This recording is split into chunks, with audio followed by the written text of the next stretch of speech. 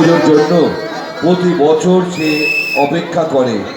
আর শুকর আলী অবাক হয়ে মা কালীর দিকে চেয়ে থাকায়, পিছনের চালিটার দিকে তাকিয়ে থাকায় বেশি, কারণ তার বাঁশঝাড়ের বাঁশ কেটে চালিটা তৈরি করেছেন পালবাবু, যিনি প্রতিমা তৈরি করে বাঁশঝাড়ে কয়েকটি বাঁশ আলাদা করে রাখেন। নিউ স্টার ক্লাবে 2022-এর কার্নিভাল, যা দেখে আপনাদের চোখে হবে একটি অন্যমানের কোলাহল।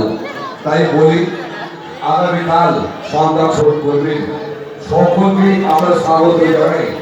বিগত বছর এমন একটি নিদর্শন, এমন একটি দিক, এমন একটি নক্ষত্র